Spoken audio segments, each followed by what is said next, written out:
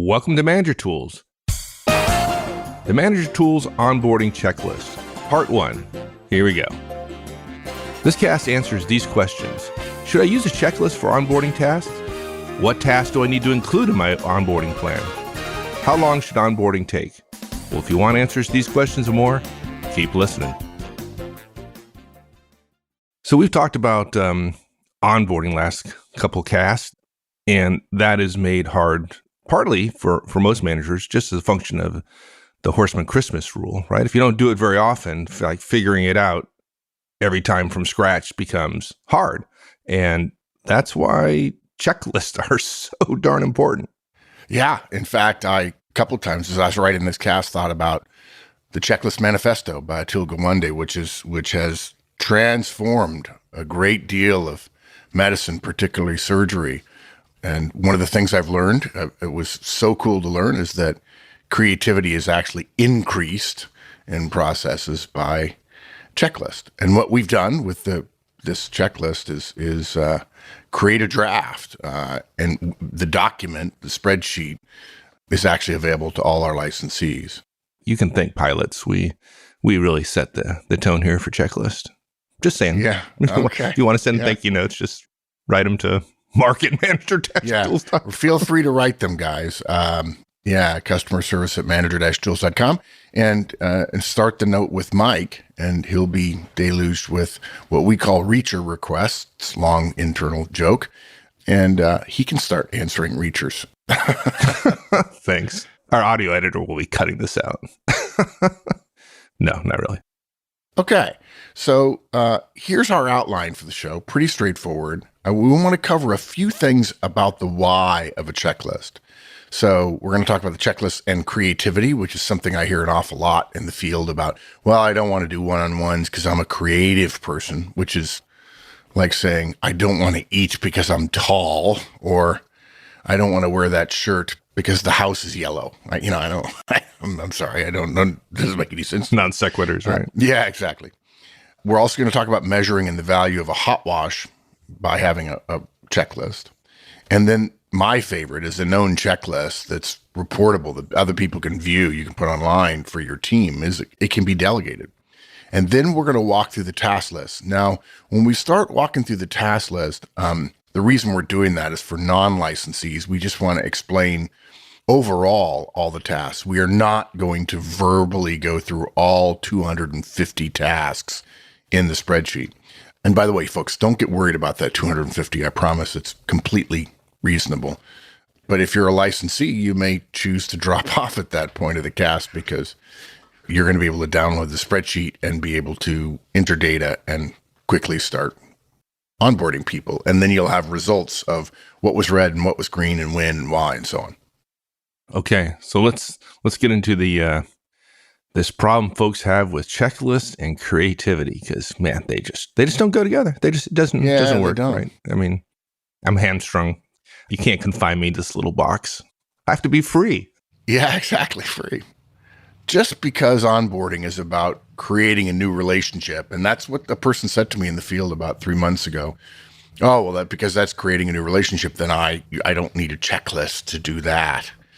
But that doesn't mean it can be left up to personality or creativity. In fact, the pendulum swings back and forth in mankind's history between individual freedoms and organizational successes and excesses.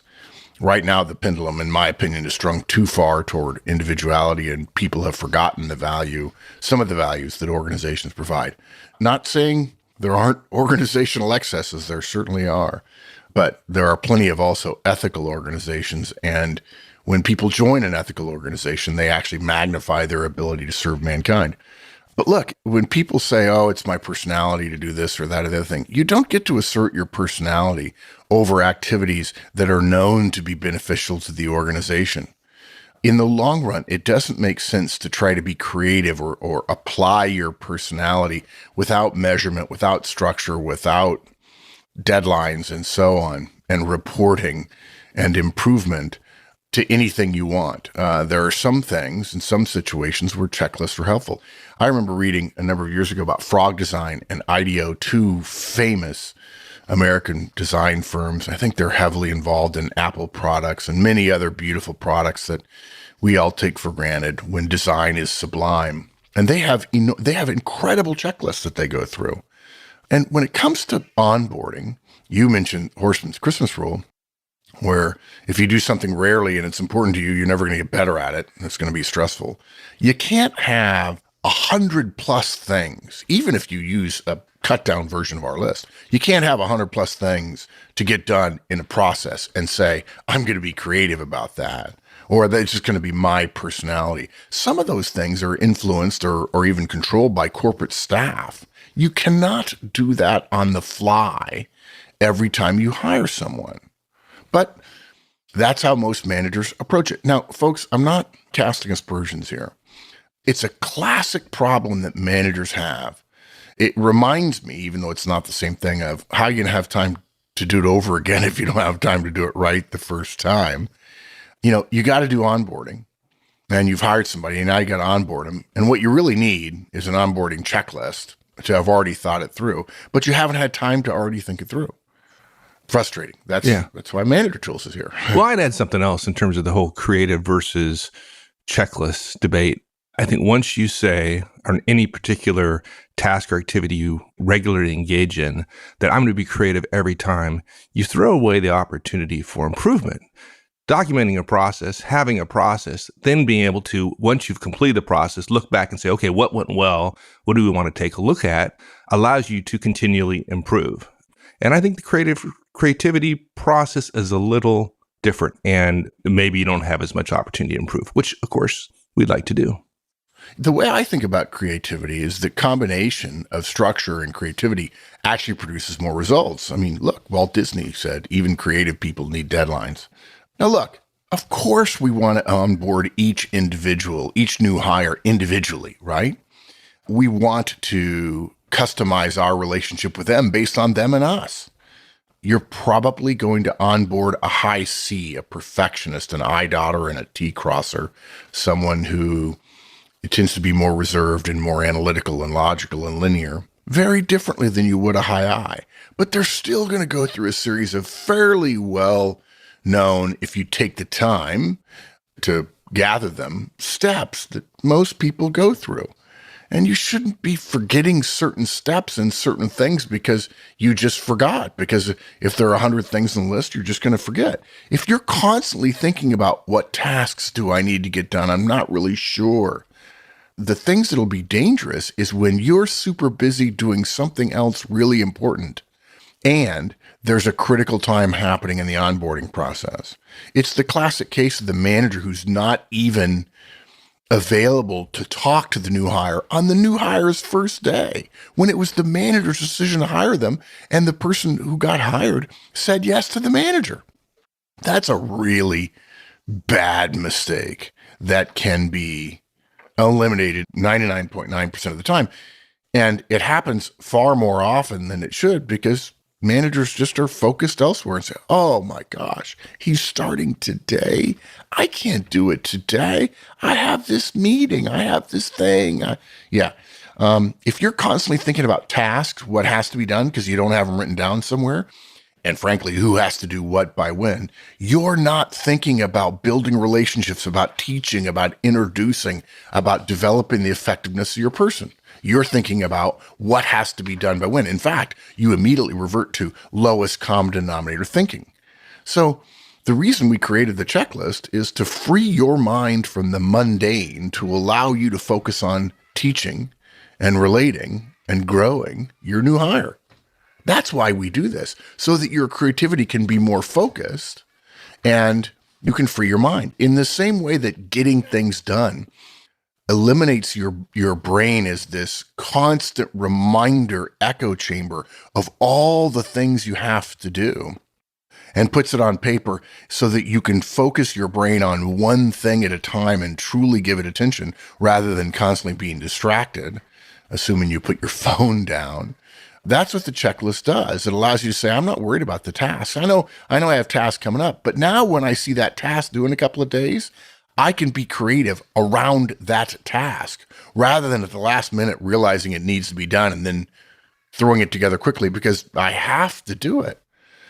Something else, creativity, according to psychologists, is a muscle in a way that's just like decision making.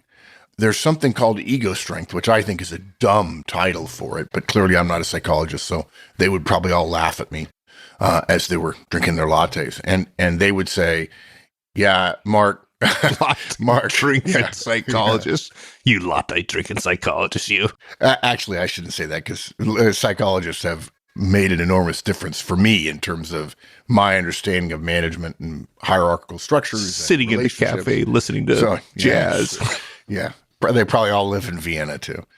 And decision-making is something that you use up. Your ability to make decisions gets used up during the day. Psychologists tell us, people who know this stuff say we shouldn't try to make big decisions late in the day because we're decision tired. Think about it in your own life. Have you ever noticed how decisions that you have to make later in the day seem harder to think through, harder to analyze, harder to make? It's not just because you're physically tired or your blood sugar isn't right or you need to eat or you miss your family. It's also because your decision-making muscle is tired. You can wear out your decision-making muscle with 1,000 tiny decisions about your schedule and that email and that text message and that interchange during a meeting, so that when you finally leave that big decision, the creative decision, till 5:30 at night, you're not any good at it. I've said this 100 times before. I have video of managers between 5 and 7 in the evening at their offices. Folks, you might as well go home because you're a zombie. And it's partially because your ego strength, your decision-making muscle is gone. Well, the same thing's true for creativity. If we're a creative, not bound by the rules, fly by the seat of your pants person, your creativity is still limited. It may be more than mine, but it's still limited. And if you're using it all the time on the wrong things, you don't get to shine it especially brightly on the right things. If you have to be creative, which I don't particularly care for that phrase, but if you have to be creative on all the tasks you need to get done throughout the onboarding process, literally create the tasks as you're doing it, you're in danger of wearing out your creativity and not being able to apply it to the moments, the decisions, the instances when something flashes through your head that you could make a notable leap forward, not only in this person's onboarding, but all the future onboardings. There are certain things in the process that are more suited to creativity than others.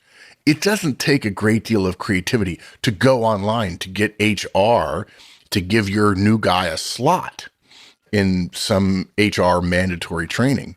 But if you don't do that in time and you miss the first 2 or 3, and then your boss gets involved and now you have to send your guy to some HR training when he in fact was scheduled to go to Cleveland on a trip, now you're trying to be creative to get out of trouble. What good is that? It's not a good use of your time. Look, you got to get dressed every morning, but you probably don't spend 90 minutes trying to be creative about the process of getting dressed. That's not the place to spend your creative capital. And frankly, neither is the logistics, the tasks that have to get done for onboarding. See, there you go. That's the high C. Process-driven person is great at getting dressed in the morning. It's like, black socks or black socks? Black socks. Gray pants or gray pants. White button down, Oxford shirt. Yeah. There you go. Yeah, it takes me 2 seconds. Yeah, and if you do it well, you can actually be fashionable at the same time, which is cool. That's a bridge too far for me. No, yeah. Well, yeah, I wasn't talking about you. Of course not. Yeah. If you have all the tasks that have to be done captured, as we have in our checklist, and you measure them, that's what gives you the opportunity to be creative and to individualize each new hire's onboarding. I talked to a guy, I mentioned that to somebody a few months ago, and he says, well, I don't need an opportunity to be creative because I'm a creative person. And I said to this guy, I disagree. I know you'll be creative. You'll likely be creative, but without enough framework and verification, bad logistics and waste will kill the value of your creative relationship building with a new hire, unless they happen to be just like you. And maybe that's so, but you better be careful if all you do is hire people just like you. Look, as I said before, Walt Disney said, even creative people need deadlines. So we need some parameters, we need some guidelines, we need some process checks. And that's what the checklist does. Yeah, and I spoke earlier about process improvement. That's where measurement and conducting hot washes comes in. Yeah. Look, again, over 100, actually over 200, 250 actions. You can't possibly attempt to be good at onboarding without a checklist. With the checklist, though, you not only become good, you don't even have to think about onboarding as a priority. The priority can be your relationship building with the direct. And even though it's not a priority, you get better at it every time. Typically, people get better at things that they consider important to get better at, which usually is shortened to be things that are important. Why not get better at everything? Why not win by a death of 1,000 cuts? Why not simply be, rather than being 1,000% better in one thing, which some companies do, you can be 1,000% better or 1% better in 1,000 things and not have to think about it. Simply documenting, posting, reporting on, measuring, monitoring, and then improving the task. I mean, I think a hot wash on a hiring process could be done in 15 to 30 minutes. And then you go away, you make the changes. You can make the changes real time. Yeah. So a checklist like this turns an annoying necessity into a competitive advantage because it's annoying to have to bring the new person up to speed. The moment you hire them, you want them to start working the next day and to be fully functional, as highly functional as the person you just lost. But that doesn't happen.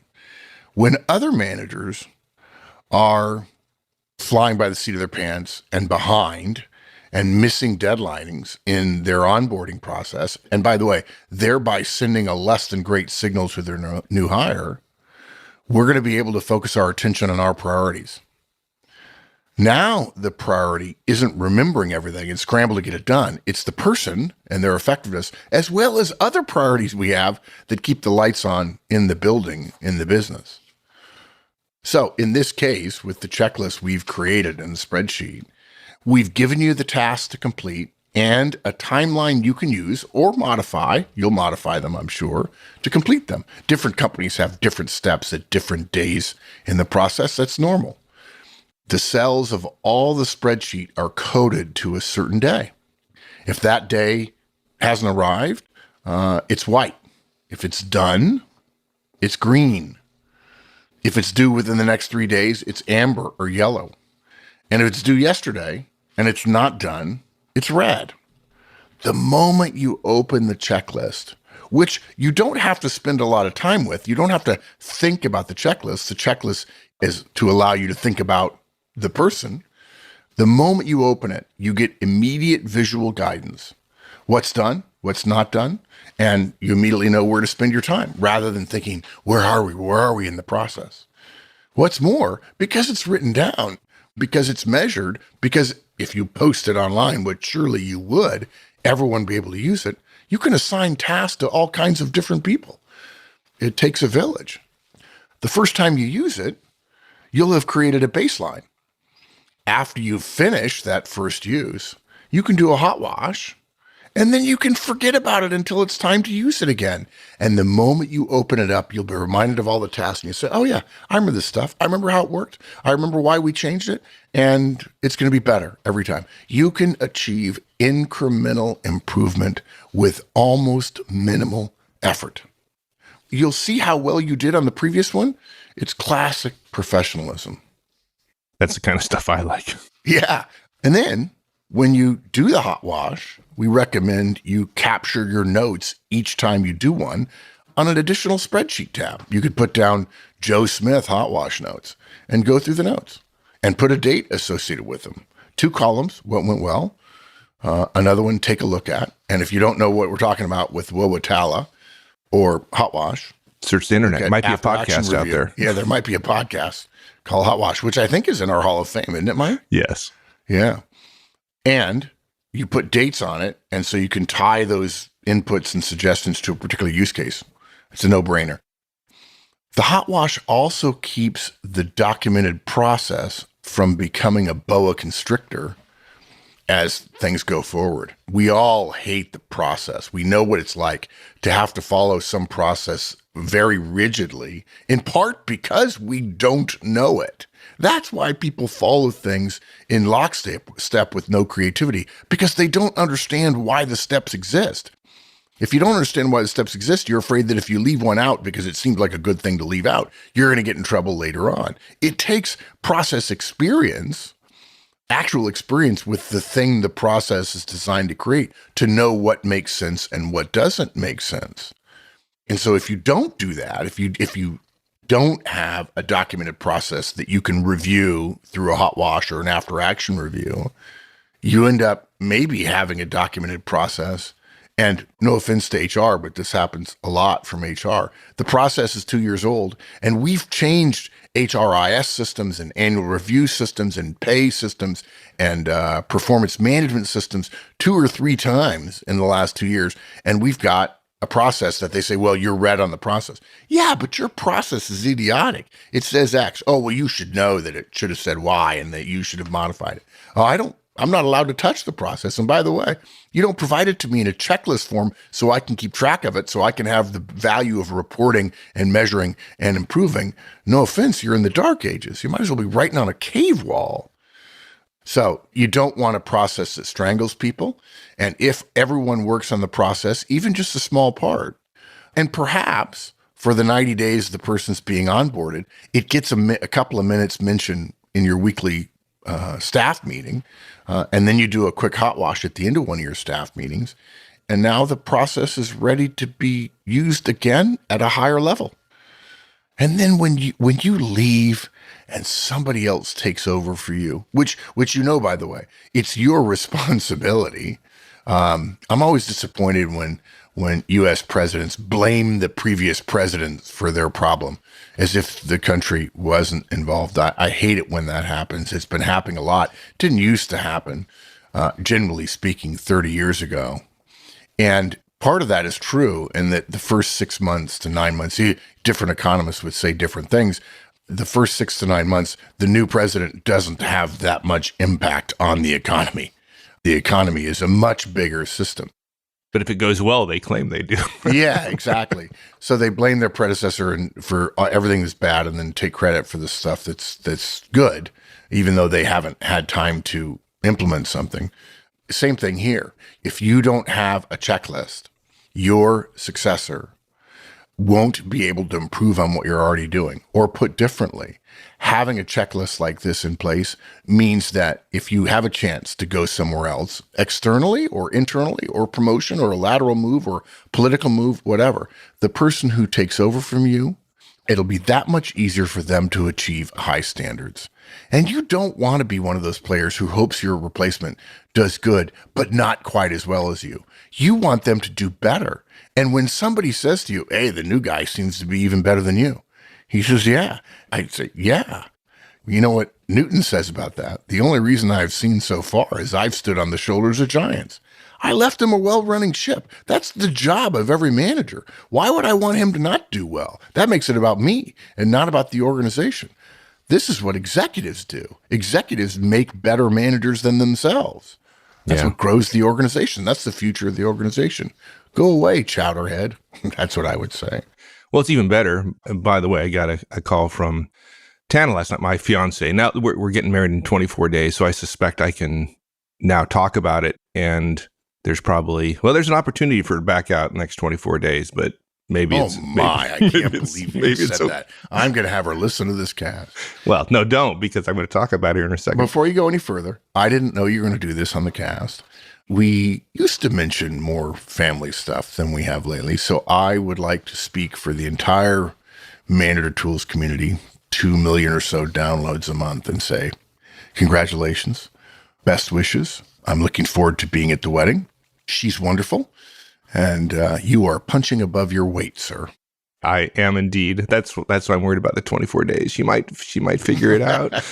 But so needless to say, I'm a big fan. Let's put it that way. But she called me last night and was very proud because you warned me about this. And we try not to do this, and folks, don't do this with your spouse. But Tana is a dentist. She has a dental practice, and occasionally we talk about work, and occasionally I might let slip in some advice about management. So I try not to, frankly, but it's unavoidable. So she calls me last night and was very proud because she listed like 4 or 5 things that she had delegated, which I was very proud of her because it's not unusual for folks like professionals, lawyers, dentists, doctors, etc., to be not great at delegation. So the cool thing it's not unusual. It's normal. That's a very charitable way of putting it. Right. Tana may be the exception, but holy Toledo, medical professionals are terrible. Anyway, terrible. Yeah, exactly. So, and we've talked about enough that she called because she was very proud of the fact that she had done all this delegation, which is flippin' awesome. If you're listening, dear, congratulations. So the great thing about checklist is it's even better than turning over a great organization. It's like you don't have to wait until you get a replacement to stop doing that work. You can delegate it right away. Yeah, look, I mean, basically, if you're keeping your work in your head and it's not on paper, it's not captured, documented, you're the only one who knows what needs to be done. And that means you're the only one who can do it. Now, sure, you can ask somebody else to do it, but you won't have time. Well, even if you do have time, you won't take the time to tell them all the factors that have gotten into this process, the application in this particular instance. And interestingly enough, there are many of us who will know a great deal more about the task and specifically choose to not tell the direct because we believe if I have more information than you, I win. There's a great Chinese phrase that I love when people talk about negotiating with a Chinese business partner. The Chinese phrase for negotiation is, I win, you die. So the idea that someone would have information about a task that would help the accomplisher of the task do the task better, and specifically withhold it in order to maximize their relative information gap between that and the other person, at the expense of the organization, by the way, is very much an I win, you die kind of thing, and fairly selfish. And look, if you aren't willing to take the time, you've basically to give people the backstory or help them understand context or give them some potential forks in the road that may come to because your task that you're assigning to them is too big. If you do that, then now you have to do everything. And if you have to do everything, gosh, I mean, what if you're busy doing something else? And look, even your first time using the checklist, and I don't mean as a new hire, but as an experienced member of the team onboarding somebody, if they don't know what an item is, right, more work will still get done faster if you get asked what something means on the checklist, rather than if you have to tell everybody what to do and how to do it every single time. There's learning that happens the first time people read the checklist and they say, oh, that makes sense. Oh, that makes sense. Oh, that makes sense. Well, that's the kind of passive knowledge that is easy to accept and remember, but is much, on the other hand, creating that task. If we hadn't told you that task exists, creating that task is hard in terms of finding out what it should be. And look, if you have a known process and a documented process, you can share it with other managers too, and that's smart politics. And look, if you want to mention us as the source of your core of your document, we'd be well pleased if you do that. We don't say that often enough to our community, but we sure would appreciate it. More communication is better. Yeah, and more positive communication is just like, it's like dessert. Yeah. Thanks, everyone. That's it for this week. We'll finish this one up next week. In the meantime, have a great one.